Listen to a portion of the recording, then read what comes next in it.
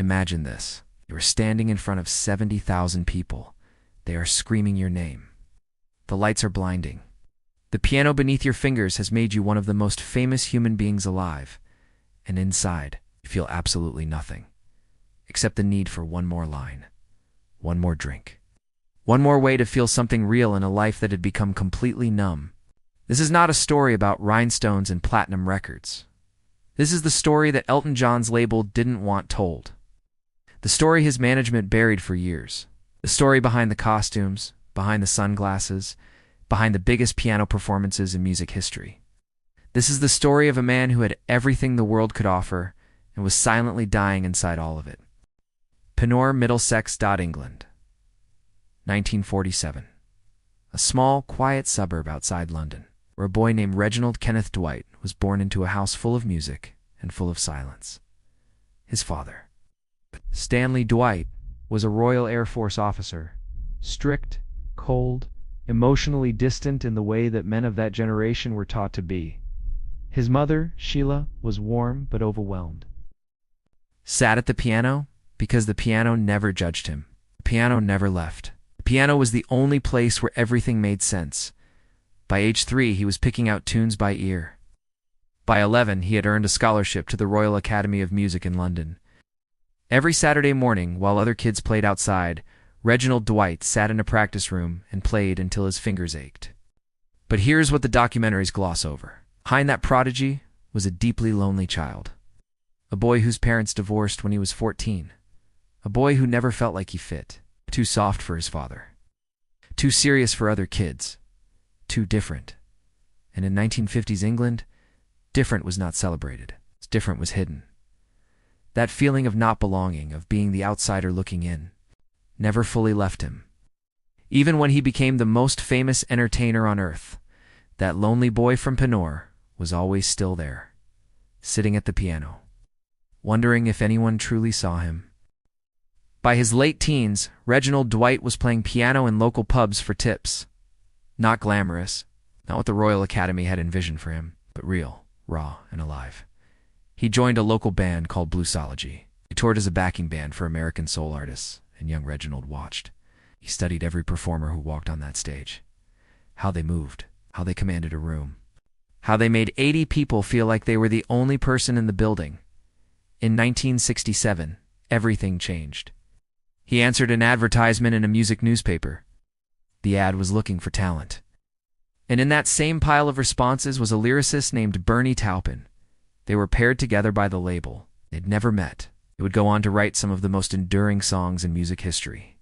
And Reginald Dwight? He became someone else entirely. He took the first name of his Bluesology bandmate Elton Dean. He took the last name of his idol Long John Baldry. Elton John was born. 1970, the Troubadour Club, Los Angeles. Elton John took the stage for the first time in America. And within minutes, he was standing on top of the piano, kicking his feet in the air, making the entire room erupt. The industry insiders in that room that night knew immediately they were watching something rare, something that only happens once in a generation. Between 1970 and 1975, Elton John released 7 consecutive #1 albums. 7 consecutive #1s. At one point in 1975, he accounted for 2% of total record sales in the entire United States. 2% of an entire country's music consumption? One man, one piano. Goodbye Yellow Brick Road. Crocodile Rock. Tiny Dancer. Rocket Man. Song after song after song that embedded itself permanently into the American soul. But here's what was happening behind the curtain. As the fame grew larger, the man inside grew smaller. Because Elton John, the character, the costume, the spectacle, was a creation. And Reginald Dwight, that lonely boy from Penore, had no idea what to do with any of it. Success, for some people, is a shield. For Elton John, it became a prison. Think about what his life actually was. He could not walk down a street. He could not eat in a restaurant. He could not have a bad day, because bad days, for Elton John, happened in front of the entire world.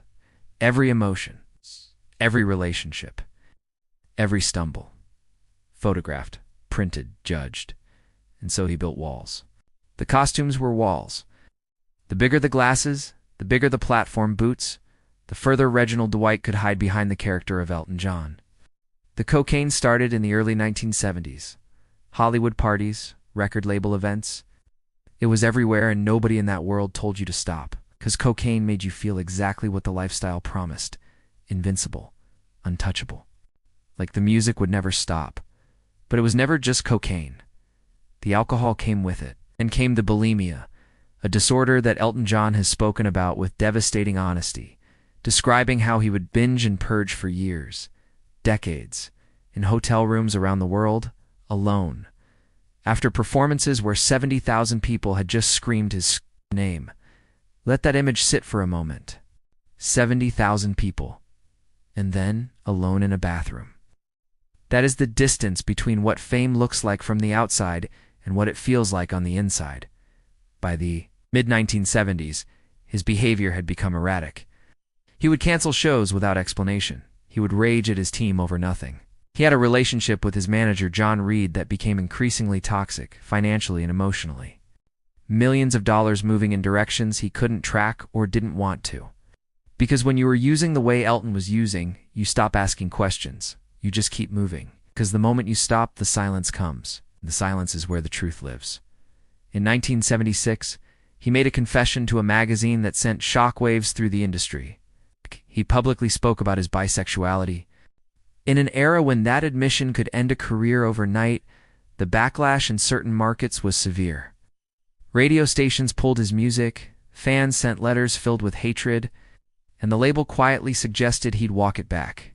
He didn't, but the cost was real. He medicated that cost the way he medicated everything. The 1980s were, by his own account, the decade he barely survived. His voice, that instrument that had defined a generation, was damaged by a throat operation in 1987. He emerged unable to speak above a whisper for months. The press declared him finished. His record label grew nervous. And Elton John responded by using more. There is an image from this period that people who knew him describe. A man sitting in a mansion worth millions, surrounded by staff, by yes people, by assistants, completely, utterly alone. Ordering more flowers for rooms he never entered. Buying art he never looked at. Shopping compulsively because acquiring things was the only sensation that still cut through the numbness. He has since described spending tens of millions of dollars during this period on things he cannot remember buying. That is not excess. That is a symptom. That is a man trying to fill a hole that has no bottom.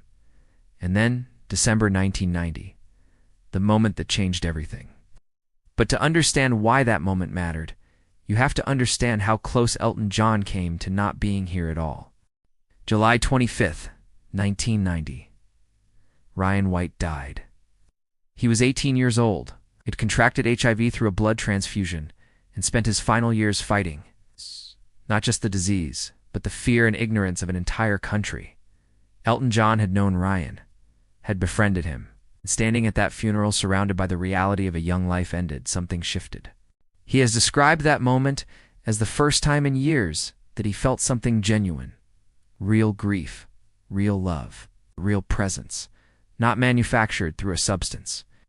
Not performed for a crowd. It's just human. And in that realness, for the first time in a very long time, Reginald Dwight looked at what his life had become, and he chose differently.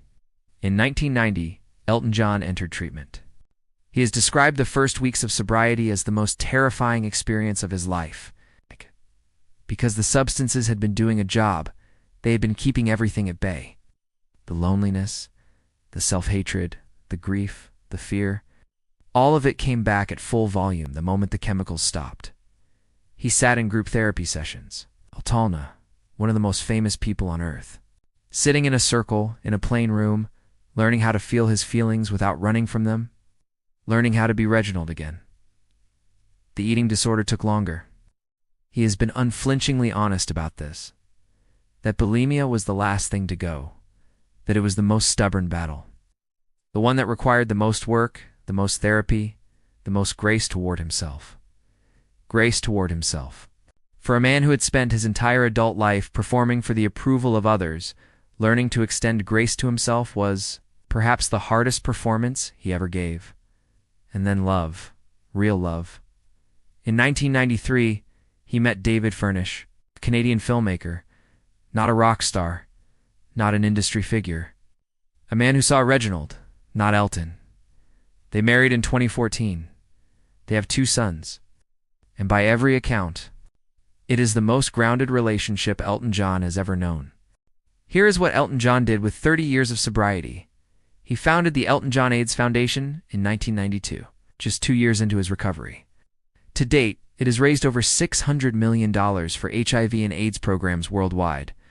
$600 million. From a man who once couldn't get out of bed without a line of cocaine, he mentored younger artists who were walking the same road he had walked. He sat with them, called them, showed up, because he knew what it meant to have someone show up. In 2019, he released his memoir, Me. Not a carefully managed PR document, a confession. Brutally, painfully, courageously honest about the drugs, the bulimia, the self-hatred, the loneliness, the years he cannot remember. The people he hurt, he named it all. Because he understood that the only way to truly leave something behind is to say it out loud. And then the Farewell Yellow Brick Road tour. The highest grossing concert tour in history, over $900 million. Over 300 shows. In city after city, Elton John stood at a piano and played every song with the full weight of what it had cost him to make it. And the world came. In the hundreds of thousands, to say thank you. To say goodbye. To say we see you, Reginald. We always did. Elton John's story is not a story about music. It is a story about survival. It is about a boy from a quiet English suburb who built a character large enough to hide inside, and then, at the age of 43, found the courage to step outside that character and simply be. The industry that profited from his talent did not save him. The awards did not save him. The money obviously did not save him. What saved him was a moment of genuine human grief. A funeral for an 18-year-old boy, a feeling he couldn't numb away. And the decision, one single decision, to stay in that feeling instead of running from it. If you are running from something right now, if you recognize any piece of this story in your own life or in someone you love, hear this. The man in the rhinestone costume with the platform boots and the feathered hat, the man who had everything, sat in a plain room in a circle of strangers and asked for help. And that was the bravest thing he ever did. The next time Rocket Man plays and you hear those words, I think it's going to be a long, long time. Remember what it cost him to mean them. And remember that he came back, all the way back, on his own terms. Reginald Dwight, finally home.